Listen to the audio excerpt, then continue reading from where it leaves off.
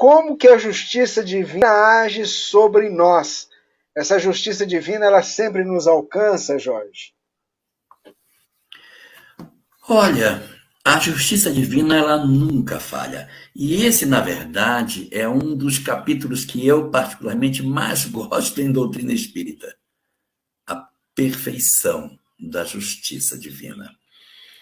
Porque a gente às vezes diz assim: "Ah, eu sou tão pequenininho. Deus é tão grande, ele tem um universo infinito para tomar conta, vai tomar conta de mim, vai saber da minha vida, vai sair do esplendor do universo para me olhar lá em Porto Velho e dizer: ei, eu estou vendo um cara aqui, lá numa chácara, eu vou aplicar isso nele."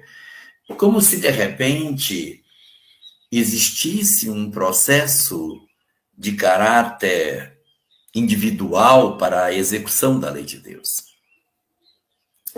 Mas um dos capítulos mais belos de doutrina espírita é a compreensão de como é que se manifesta a justiça divina. Deus, ao nos criar, colocou dentro de nós a sua lei. Assim como o autor de um quadro assina o quadro ao terminá-lo, Deus, ao concluir sua obra, assinou o quadro, colocando no interior de cada um de nós a sua lei extraordinária. Nós trazemos a lei de Deus dentro de nós, na nossa consciência. Só que essa lei ela está em germe. À medida que eu vou experimentando, que eu vou vivendo, que eu vou aprendendo, que eu vou me desenvolvendo, essa lei em germe, ela vai como que se distendendo e eu vou conseguindo enxergar aquilo que eu já tinha, mas que eu não tinha condição de entender de maneira mais profunda. Então, a justiça divina, ela estará sempre se manifestando em nós, sempre estará se manifestando. De que maneira? Não através de um anjo julgador com um papel na mão, olha, ele fez, agora aplica tal coisa nele. Não. Está dentro de mim o código divino. Eu carrego em mim as sentenças da minha própria incúria, da minha própria imperfeição, das minhas próprias dores. Se eu sou ciumento, eu não preciso que ninguém me puna pelo meu ciúme. Eu mesmo procurarei as minhas punições. Se eu sou orgulhoso, eu não preciso que ninguém venha me punir. Eu me sentirei aviltado no meu orgulho todas as vezes que eu tiver que rentear com as pessoas e não me perceber tratado como eu acho que eu deveria ser. E para demonstrar a você como é que a lei de Deus se manifesta, eu vou trazer aqui um caso. Eu já até contei esse caso outras vezes, mas eu vou contar de novo porque a gente vai ficando velho e a gente vai se repetindo. Mas esse caso é um caso que está na obra há 2000 anos. A obra 2000 anos, que tem como personagem central Públio Lentulus, conta no primeiro capítulo da primeira parte que ele teria tido um sonho em que ele se via como sendo o seu bisavô. O bisavô dele, que tinha um nome parecido, ele chamava-se Públio Lentulus Cornélius e o bisavô chamava-se Públio Lentulus Sura. Públio Lentulus Sura, o bisavô, teria participado de uma rebelião e teria cegado os seus inimigos, as pessoas que combateram com ele nesse levante, na época de Catilina. Ele, no lado que estava combatendo, cega os seus inimigos. Muito bem. Mas isso foi lá na outra encarnação. Quando ele reencarna agora como bisneto dele próprio, os olhos são saudáveis. Ele não tem problema de visão. Ele vai atravessar a existência inteira sem problema de visão. Os olhos são normais, ele vê, ele enxerga, é tudo normal. Só que ao longo da vida, ele cultivou inimigos. Preste atenção como a lei divina vai agir. Ele não precisava ter cultivado inimigos. Ele cultivou inimigos. Então é como se a lei de Deus tivesse dado a ele a chance de reencarnar sem sequela nos olhos, pela possibilidade dele fazer muita coisa boa. Foi feita uma aposta nele que ele conseguisse fazer as coisas certas. E, portanto, se ele viesse cego, nem poderia fazer o que fez, então vamos fazê-lo nascer saudável dos olhos. Mas ele tem culpas, mas ele tem méritos. E no peso dos méritos e das culpas, nasceu saudável, mas com a culpa armazenada na consciência.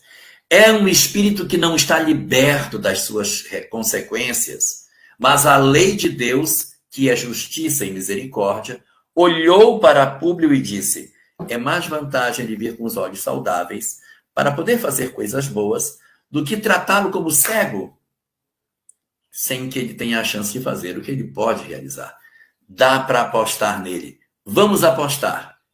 Ele nascerá saudável dos olhos. Assim foi. Só que durante a existência dele, ele cultiva inimigos. Ele é orgulhoso, ele é vaidoso, ele é prepotente. Ele tem uma série de imperfeições morais. Ele cultiva uma série de condutas profundamente pouco recomendáveis. E desenvolve um ódio muito profundo em uma outra pessoa, chamada André de Dioras.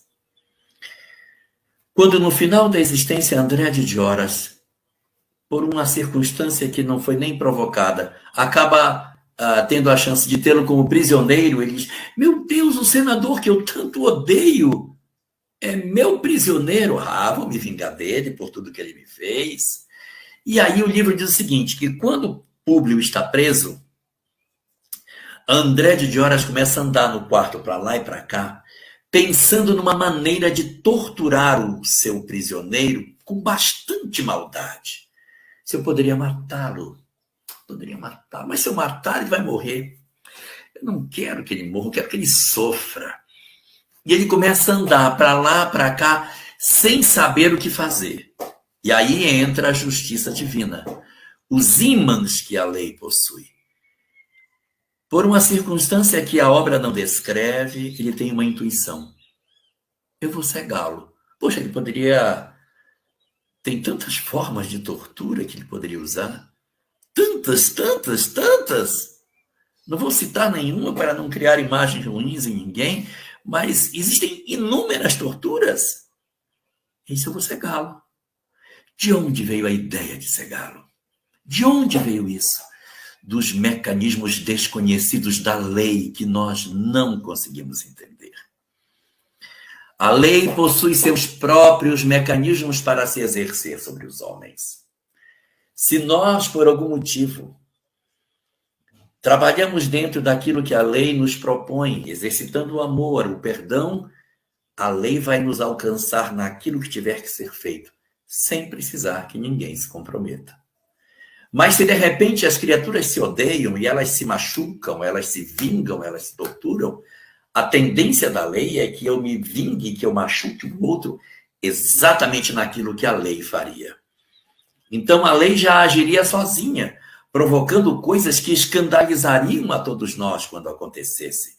A pessoa ficando cega, quebrando as pernas, ficando paralítico. Nossa, que coisa! As pessoas se escandalizariam com o agir da lei.